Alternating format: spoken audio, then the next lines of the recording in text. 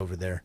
Phil's an old timer, man. He's old school. He's an old school kickboxer, and I teach them the grappling for his students. Have you ever been in a situation wrestling that it turned out? It wasn't kayfabe. It was professional wrestling. Yeah, where maybe the guy took it personally, thought that you were, I forget the word, where you were actually going at him. Well, I can tell you that even beyond that. I can tell you in South Carolina, when I started professional wrestling in South Carolina, there's a match on YouTube of me and T.J. Jaworski. T.J. Jaworski was arguably the greatest wrestler ever from University of North Carolina, from the Tar Heels, national champion, undefeated, not taking off his feet his senior year. Here's a little guy.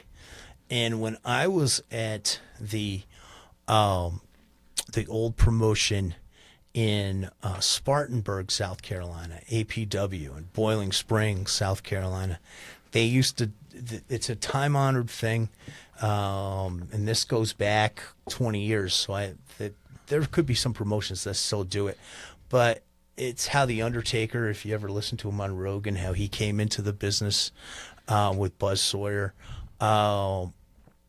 What I did for them and Chuck Sloan did for them was he would have this thing on Wednesday night. So you want to be a wrestler, and people would come out and pay, and my job and Chuck Sloan's job was to stretch the guys when they came, so take their money. And then T.J. Jaworski came down, and that's when I wrestled him, and he told the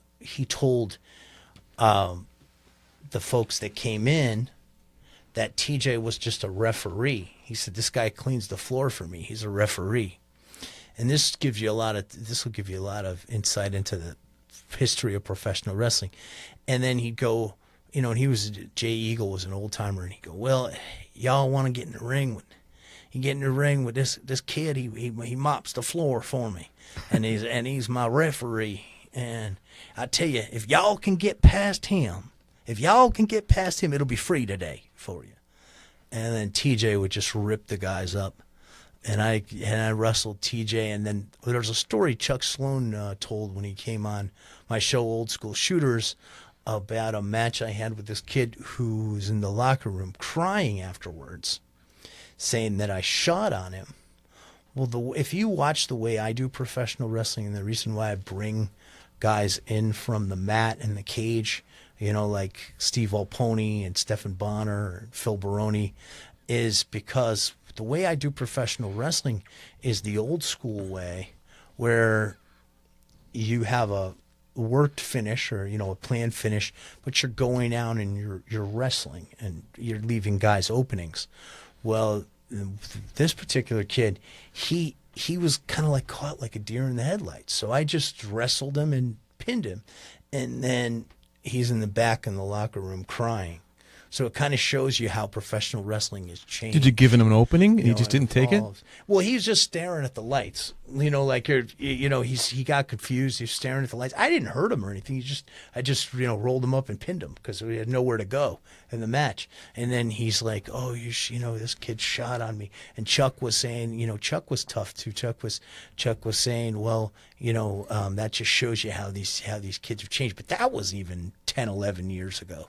So, yeah, I mean, that happens a lot more in the indies than in the big-time professional wrestling, because big-time professional wrestling, they have agents and they have to be much more careful about what they do, But in the indies a lot, you're going to have guys, taking liberties quite a bit because they're making like $30 in a hot dog, So it's a little different.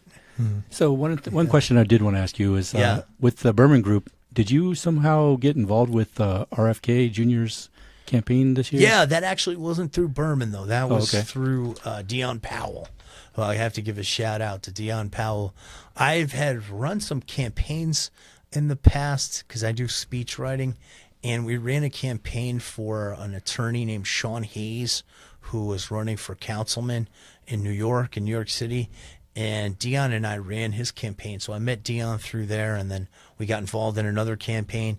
And then he was the point person for American Values Super PAC, which was the Bobby Kennedy's, Super PAC. So I was brought in as one of the marketing directors, and I was supposed to be the marketing director for blue collar voters.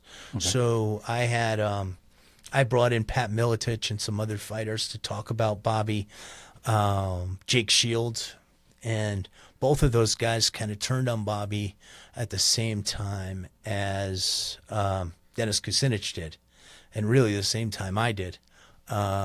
Jake Shields even more vocally, if you look at his Twitter, than anybody, but Dennis Kucinich as well, and Pat. I wasn't